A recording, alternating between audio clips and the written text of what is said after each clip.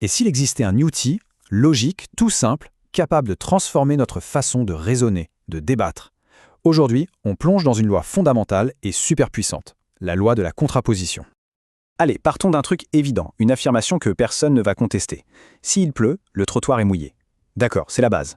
Mais ce qui est intéressant, c'est que la logique nous permet de déduire de cette phrase une autre vérité, tout aussi certaine. Laquelle? C'est justement ce qu'on va découvrir ensemble. Pour y voir plus clair, la première chose à faire, c'est de décomposer cette affirmation en ses briques élémentaires. En logique, pour se simplifier la vie, on utilise des variables. Donc notre premier bout de phrase « il pleut », on va l'appeler « P ». Et le deuxième, « le trottoir est mouillé », on va l'appeler « Q ». Voilà, c'est tout simple, P et Q représentent nos deux faits. Et cette petite flash qu'on met entre les deux, elle est cruciale. Elle signifie « implique ».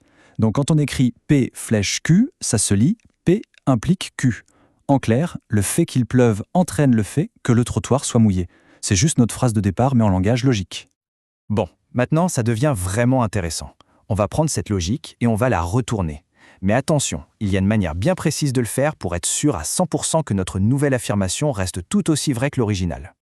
Et voici la fameuse loi. Alors, ce petit symbole un peu bizarre, le non, il veut juste dire non ou la négation de. Ce que cette loi nous dit, c'est que l'affirmation P implique Q est logiquement la jumelle de non Q implique non P. Elles sont parfaitement identiques en termes de vérité. Et si on applique ça à notre exemple, ça donne quoi? Eh bien, s'il pleut, alors le trottoir est mouillé, devient si le trottoir n'est pas mouillé, alors il ne pleut pas. Ça sonne juste, non? Intuitivement, on sent bien que c'est tout aussi vrai. Cette deuxième phrase, c'est la contraposée. Bon, l'intuition, c'est bien. Mais en logique, ça ne suffit pas. Il nous faut une preuve solide, irréfutable. Comment être absolument certain que, dans tous les cas de figure possibles et imaginables, ces deux phrases veulent dire exactement la même chose? Pour ça, la logique a un outil génial, la table de vérité. Allez, on va la construire ensemble, pas à pas. On va voir, ce n'est pas si sorcier, et c'est la meilleure façon de voir la logique en action. Ok, première étape, lister tous les scénarios possibles. Nos deux affirmations, P, il pleut, et Q, le trottoir est mouillé, peuvent être soit vraies, soit fausses. Ça nous donne 4 combinaisons en tout. Les deux sont vraies, la première est vraie mais la seconde est fausse, etc. Il n'y a pas d'autre possibilité. Maintenant, on ajoute une colonne pour notre affirmation de départ. P implique Q. Alors attention, une implication logique est considérée comme fausse dans un seul et unique cas. Quand une prémisse vraie mène à une conclusion fausse. C'est la deuxième ligne. S'il pleut, vrai, mais que le trottoir est sec, faux. Là, notre affirmation de départ est rompue. Dans tous les autres cas, elle reste valide. Allez, étape suivante, toute simple, on ajoute les négations, non Q et non P. Là, c'est facile, c'est juste l'inverse des colonnes P et Q. Quand Q est vrai, non Q est faux. Quand P est faux, non P est vrai. C'est tout bête. Et voilà, le moment de vérité.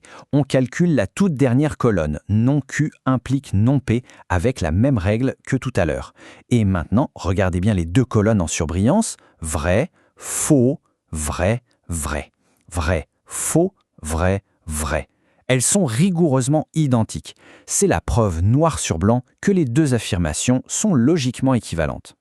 Le point crucial, c'est donc ça. Peu importe le scénario, que P et Q soient vrais ou faux, ces deux formes de phrases auront toujours la même valeur de vérité.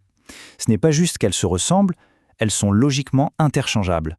Bon, la preuve est faite. C'est bien beau tout ça. Mais concrètement, dans la vraie vie, à quoi ça nous sert de savoir ça? Pourquoi est-ce que c'est un outil si puissant?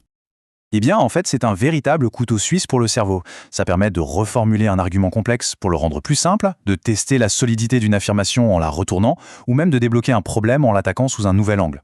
C'est fondamental en science, en droit et même dans nos discussions de tous les jours.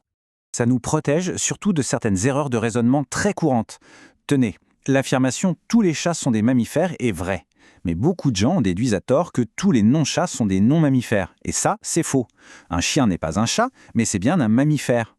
La bonne contraposée, la version juste, c'est « si ce n'est pas un mammifère, alors ce n'est pas un chat ». Et ça, c'est vrai. On voit la différence? Alors, un petit défi pour la suite. La prochaine fois, dans une conversation, un débat, une pub, n'importe où, que l'on entend une affirmation du type « si A se produit, alors B arrivera », eh bien, il faut faire le test. La retourner dans sa tête en mode contraposé. Si B n'arrive pas, alors A ne s'est pas produit. Est-ce que ça tient toujours la route? On pourrait être vraiment surpris de voir à quel point cet outil tout simple peut démasquer un argument un peu bancal. Et ça, eh bien, c'est toute la puissance de la contraposition.